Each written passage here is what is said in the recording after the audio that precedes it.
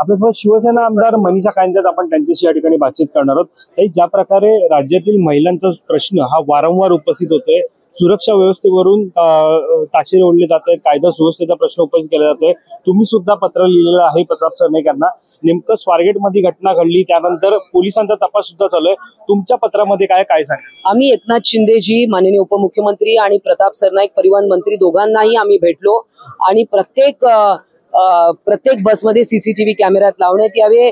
पूर्ण जे आपल्या बस डेपोज आहे, जवळजवळ 256 बस डेपो आहे, तर इथे सुरक्षा रक्षक असावे, हिरकणी कक्ष असावा, महिला स्वच्छतागृह व्यवस्थित असावे, तिथे पाणी असावं, या सगळ्या अनेक गोष्टी आहेत आणि सुरक्षा रक्षक देखील तैनात करावे, या प्रकारची आम्ही मागणी केली आहे आणि त्यांनी पत्रावर शेरा टाकलेला आहे की त्वरित कार्यवाही करण्यात यावी। तुमच्या बोलण्यामध्ये एक वक्तव्य असं देखील होतं, महिलांचं शौचालय साधारणतः आपण मुंबईमध्ये आहोत, मुंबईतील अनेक सार्वजनिक शौचालयांमध्ये जर तुम्ही पाहिलं तर अशाच प्रकारची दुर्गंधी पाहायला मिळते। या संदर्भात तुम्ही काही पावलं उचललं? बघा, करण्यासारख्या अनेक गोष्टी आहे। आमची महिला आघाडी याबाबत खूप सतर्क आहे आणि आम्ही सगळे हे विषय आम्ही शासनाकडे घेऊन जातो। ज्या प्रकारे बदलापूरला जी घटना घडली होती, अक्षय शिंदे त्याचा एन्काउंटर झाला होता, निश्चितच आता याच्यामध्ये जो आरोपी आहे त्याचा सुद्धा अक्षय शिंदेना असं विरोधक म्हणतात। विरोधक काही बेताल बोलतात, त्यांना महिला सुरक्षेपेक्षा त्यांना एन्काउंटर या विषयामध्ये जास्त इंटरेस्ट दिसतोय। एक शेवटचा प्रश्न आहे, सीसीटीव्हीचा मुद्दा तुम्ही उपस्थित केला होता,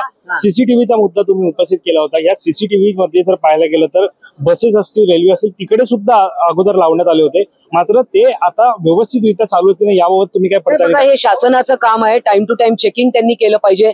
प्रत्येक डिपार्टमेंटचं एक मेंटेनन्स डिपार्टमेंट असतं, त्यांनी हे वेळोवेळी चेक केलं पाहिजे। ज्या प्रकारे राज्यातील महिलांचा प्रश्न हा वारंवार उपस्थित होतोय, सुरक्षा व्यवस्थेवरून ताशेरे ओढले जात आहेत, कायदा सुव्यवस्थेचा प्रश्न उपस्थित केला जातोय।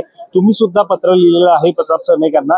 नेमकं स्वारगेटमध्ये घटना घडली, त्यानंतर पोलिसांचा तपास सुद्धा चालू आहे। तुमच्या पत्रामध्ये काय सांगा? आम्ही एकनाथ शिंदेजी, माननीय उपमुख्यमंत्री आणि प्रताप सरनाईक परिवहन मंत्री दोघांनाही आम्ही भेटलो आणि प्रत्येक बसमध्ये सीसीटीव्ही कॅमेऱ्यात लावण्यात यावे।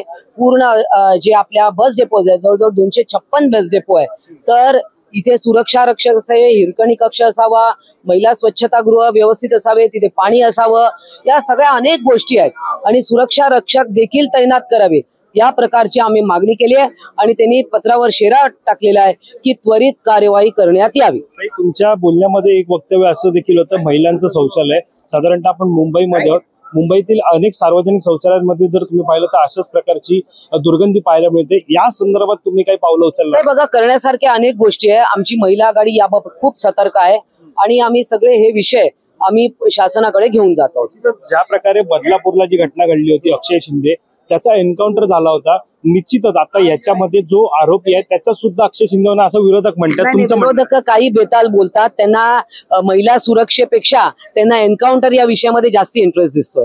एक शेवटचा प्रश्न आहे, सीसीटीव्हीचा मुद्दा तुम्ही उपस्थित केला होता, सीसीटीव्हीचा मुद्दा तुम्ही उपस्थित केला होता। या सीसीटीव्ही मध्ये जर पाहायला गेलं तर बसेस असतील, रेल्वे असेल, तिकडे सुद्धा अगोदर लावण्यात आले होते, मात्र ते आता व्यवस्थितरित्या चालू होते ना, याबाबत तुम्ही काय पडताळणी? हे शासनाचं काम आहे, टाइम टू टाइम चेकिंग त्यांनी केलं पाहिजे। प्रत्येक डिपार्टमेंटचं एक मेंटेनन्स डिपार्टमेंट असतं, त्यांनी हे वेळोवेळी चेक केलं पाहिजे।